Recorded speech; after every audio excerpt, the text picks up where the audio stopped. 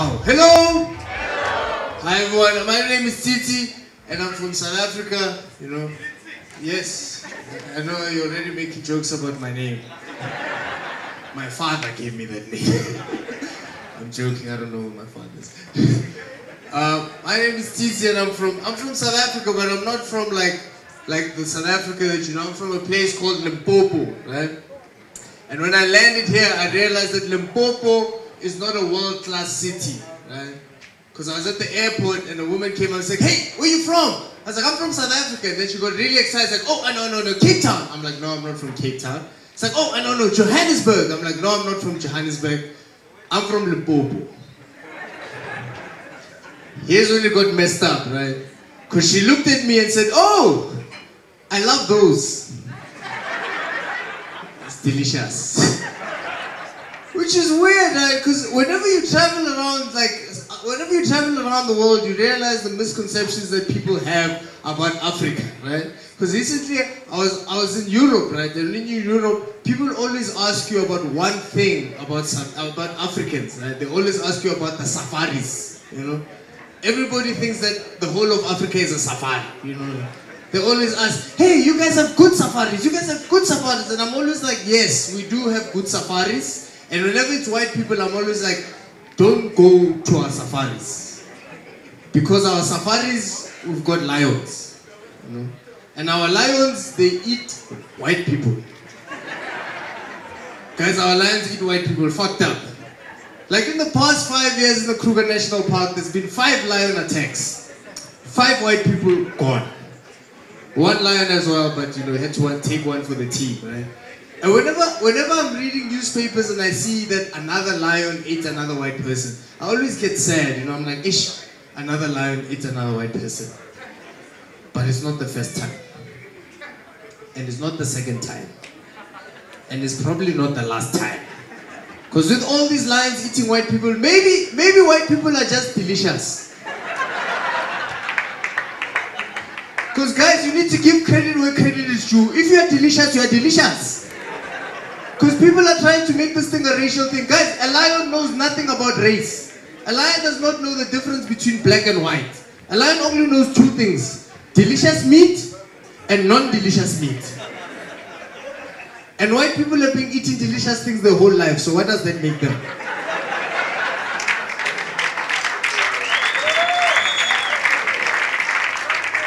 Delicious.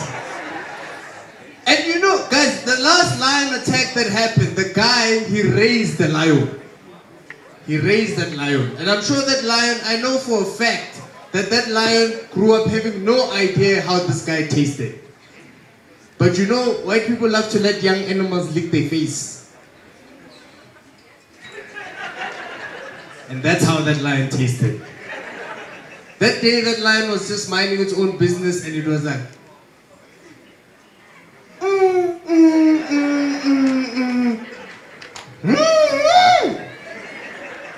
"I'm going to eat this man." And then it went back to its friends and they're like, "Impala." It's like, They're like, "Zebra." It's like, It's like, "Hey, Steve, you need to indulge on Steve." Guys, raising a lion is a crazy thing. Raising a lion is like adopting a fully grown child soldier from Sierra Leone and then expecting to feel safe in your own household. You can't even reprimand that guy. "Come on, clean the dishes." Hey. Where's the diamond? Because that's the thing, but that lion deserves props, you know? That lion deserves props. What's your name, sir? Matt. Matt, that lion deserves props, Matt. Because that lion had to pretend for 4 years that it doesn't want to eat somebody who wants to eat. I'm sure that lion was posing in pictures like, And you know, sometimes when there's guests around, you want to show off with your animals, you know, come boy, show them you can sit down, show them you can sit down. That lion was like, so naive. Because guys, I know the pain of pretending like you don't want to eat somebody you want to eat, eh? I've been on a date. She's like, "Baby, let's get dessert." I'm like, so naive. It's a creepy joke. And it's cool, man. Like, I love being here. I love experiencing a lot of different things. Like, I used to live in Cape Town back at home. And Cape Town, if you don't know what Cape Town is a very metropolitan city. You know, it's very, you know, up class. So when I was living there, I'm a firm believer that if you live in a place, you must do as the people there do, right? So while I was living in Cape Town, I dated a white girl for the first time in my life, right? You know, because all the other white guys were doing it, so I was like, hey, you know, let me also indulge, you know. I had dreads and everything. But it's so weird, because dating a white girl makes it feel cool to be black, right? Because nothing else in the world but success makes it feel cool to be black. Because she was taking me places I've never been, and people are asking me stupid questions like, sir, is this your first time at the yoga? And I'm standing there with my towel and my skipping rope, lying, you know, like, no, hey, we used to do this at church. Jesus Christ. She made it feel cool, man. Like last February, me and my girlfriend, we went to Belgium, right? And even there, it felt cooler to be black than here, right? Because I felt safe, you know? I felt safe. Do you know safety, sir? So, like, Africans don't know safety. Do you want to know how safe I felt? I felt like the most dangerous person there. That's how safe I felt. Because I was walking around and people were hiding their phones. I was like, yes! Finally some peace of mind, you know? And then we came back, right? We came back and the girl I was dating, she was a foreign exchange student. So she had to go back to America. And I had to get back with my ex. Because you have to come home at some point, you know? Like, you can't stay there forever. Because getting back with your ex is not easy, guys. Getting back with your ex is like trying to reclaim your spot in a queue. And everybody else has moved on. And you're busy. Guys, I was right here. You saw me, I was right here. And then some guy that's telling you to move to the back. And that's the same guy you asked to keep your spot. You're like, yeah. Life is unfair. Because that's the thing, right? Because my life was personally unfair because I was raised by my stepfather, you know? And shout out to anyone that was raised by the stepfather who, just give me a whoop whoop. Yeah, I know you, lonely children. Because being raised by a stepfather is nice, you know, it's tricky, you know, because whenever people find out that you were raised by your stepfather, right, they always blame everything that you do in life on the fact that you grew up without a father. Like, you could be doing something normal, like watching television and you're sad because your favorite team just lost. And then someone will come up to you and say, hey, Titi, man, why are you so sad? I'm like, hey, man, my favorite team just lost. You know, it's a bit of a problem. And then someone will come out and say, yeah, but also, it's because he grew up without a father. Anything, man, like, you could be like doing something normal, like you shivering in the cold, right? And someone will ask you, hey man, why are you shivering? I'm like, yeah man, I forgot my jersey, it's a bit cold here. And someone will come out and say, yeah, but also, it's because he grew up without a father. Or you could be happy in a relationship, right? And someone will, like, imagine someone who's happy in a relationship and someone will ask you, hey man, why are you kissing that guy? And you'd be like, because I'm gay. And someone will say, yeah, it's because he grew up without a father. He's looking for a daddy figure.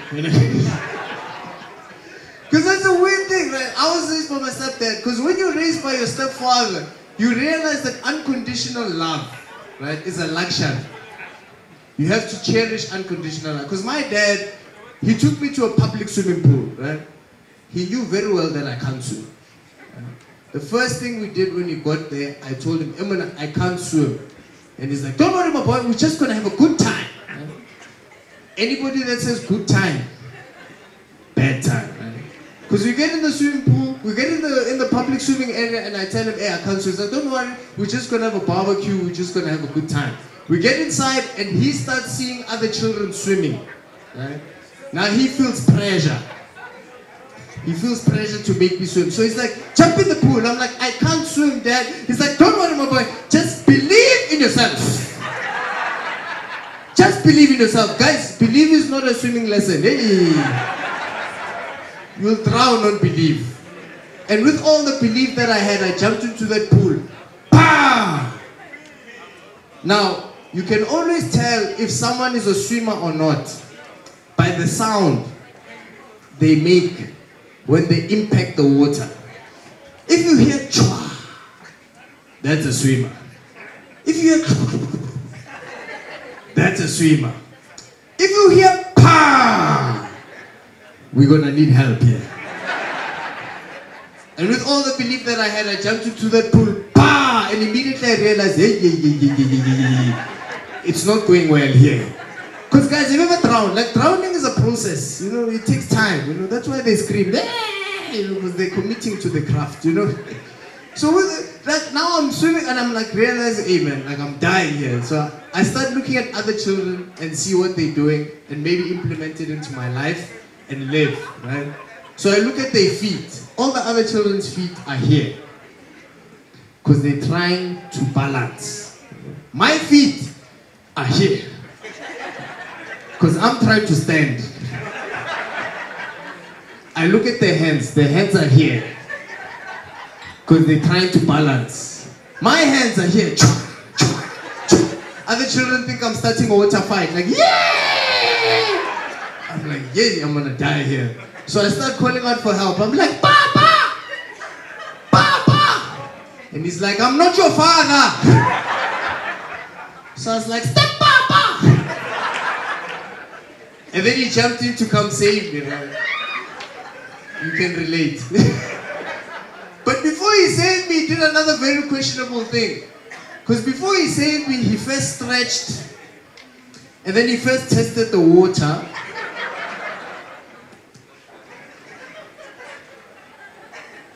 And then he jumped into the pool. Bah! Me and my father died that night.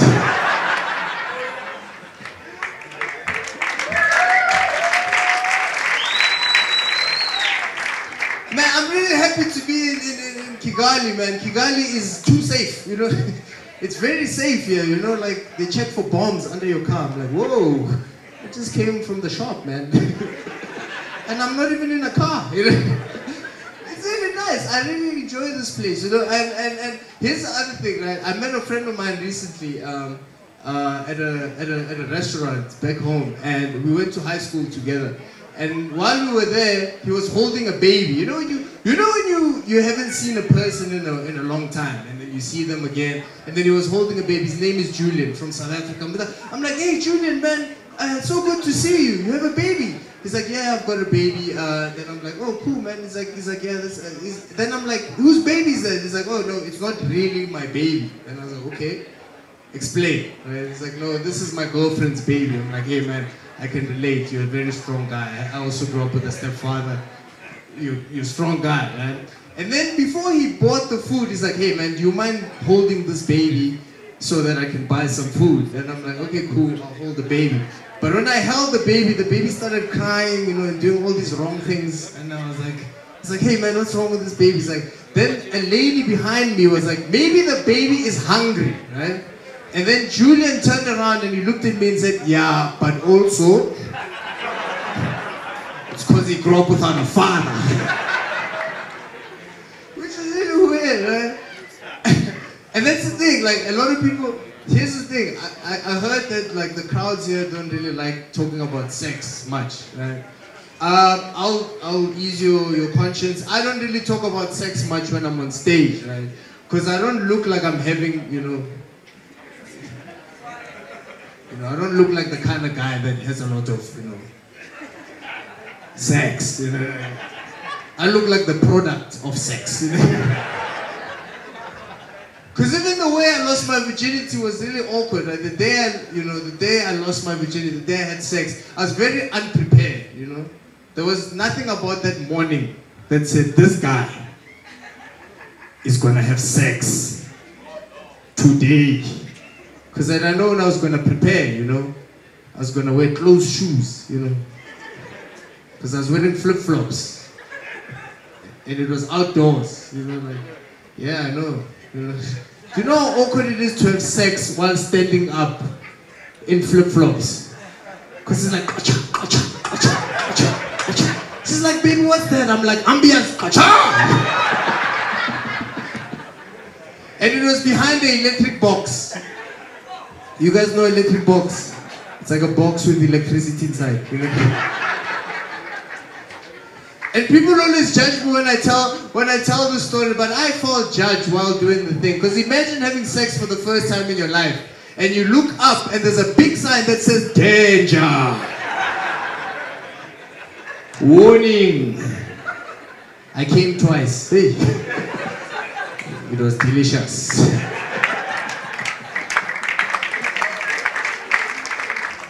Oh man. Everyone here is like laughing on the inside. It's like you're inside, I'm like, oh, this guy is amazing, but I'm not going to laugh.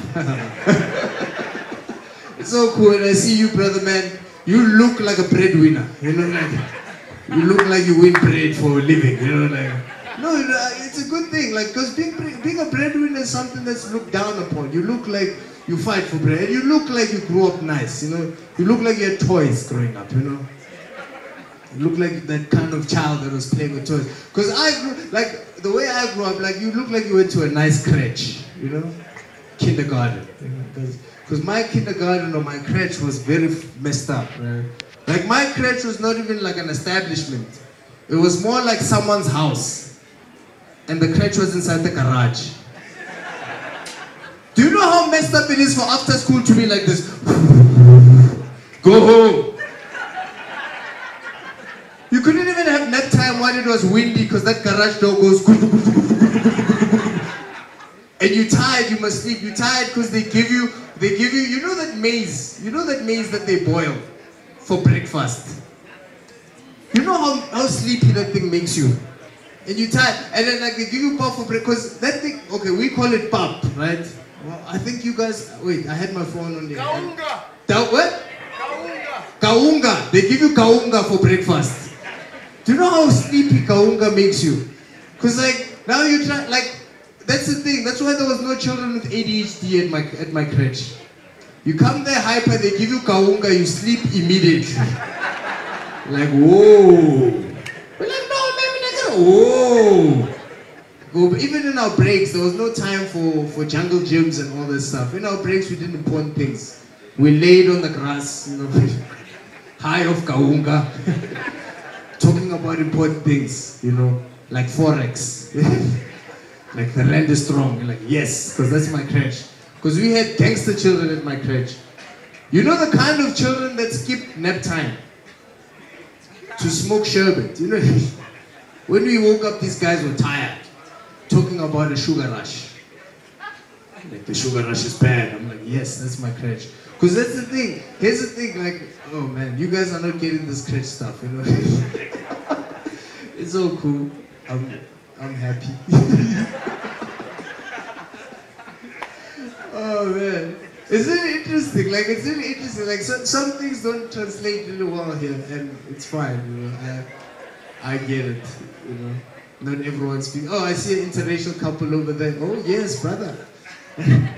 You guys are doing that. What's it? That's sex where someone plays a different person. You know? Huh?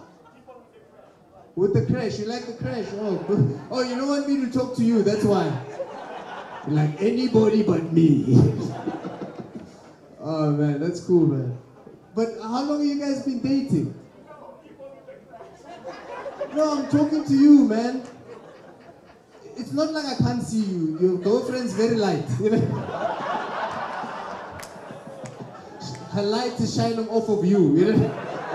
So I can see both the couple, you know. How long have you guys been dating? You're not giving it up.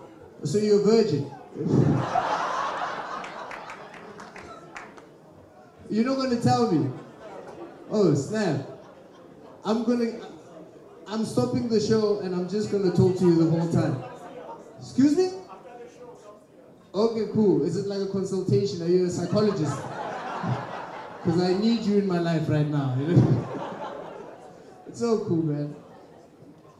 And that's the thing, right? So like, I've been like doing a little bit of traveling and trying to do a bit of comedy elsewhere. You know, I'm happy you guys like. Please give yourself a round of applause. I hear like people talking and stuff like that, and it's really like weird when people talk, and you know, and I think those are the people that got complimentary tickets. You know, they don't wanna, you know, they want to talk and you know make sure that everybody sees them. You know, I also came to the comedy show. That's the thing, right? Because here's the thing, and as I said, I am a firm believer that if you live in a place, you must do as the people there do. So now. I live in Johannesburg, right? I live in Johannesburg, and I'm trying to do Joburg things, right? They call it Joburg. I'm trying to do Johannesburg things. But my cousins always come from the countryside, from Limpopo, and they try to hold me back. You know, like, they do weird things in my household. You know? Like the other day, you know, like I have an enemy now in my household. Do you have enemies, sir? Yeah, you look like you're done with your enemies, you know? You kill them, oh shit. Oh. Okay, I don't feel safe anymore. I'm gonna do my jokes from here. So I have an enemy in my household, and it's my cousin, right? And you're not supposed to have families in the you're not supposed to have enemies in your family, right? But my cousin, he has to be my enemy, because sir, you know, I caught my cousin red-handed, right? I caught my cousin red-handed using my face cloth. Do you know how violating that is? And when I caught him, he had soap in his eyes, so to wash his face. To see me catch him. And then he still has the nerve to say, excuse me. I'm like, footek, you know, like, do you know the pain of knowing that your face cloth has washed somebody else's feet? Because before you, your face cloth knew nothing about germs. You taught your face cloth everything it knows about germs. Now it's behind your back washing other people. You know, and you know how you know your face cloth is yours. You know how long it takes to personalize a face cloth, guys. You know when you know your face cloth is yours. You know when you know the physics of your own face cloth. You know when you do this, sha, you know exactly where it's gonna land. Ta! That's your face cloth. Now it's behind. Now you have to retire a good face cloth at its prime. And you know how you know your face cloth is retired? When it's on that big pipe behind the toilet. That's a retired face cloth. Even when you lift it up, it stays like this. Because it doesn't want to do anything further. Because that's the thing, how I grew up as the smallest child in my grandmother's household.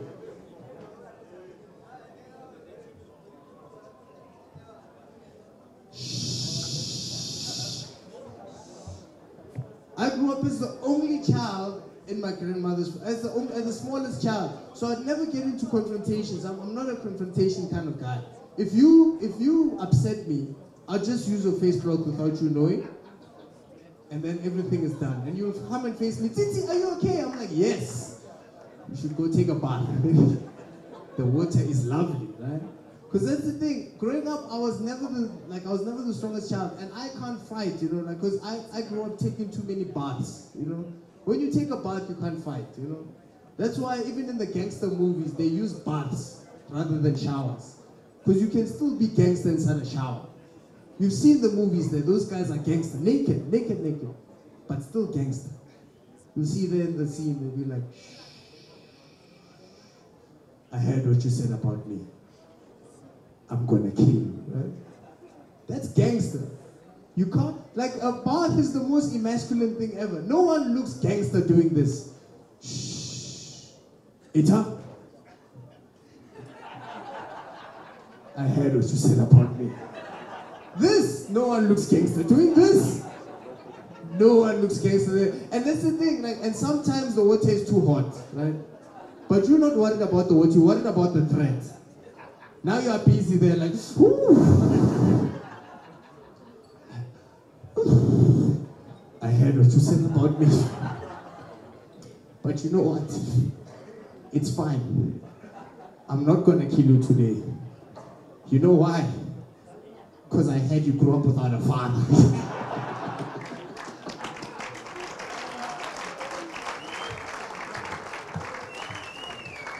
And if the water is too hot, now you have to balance the situation, right?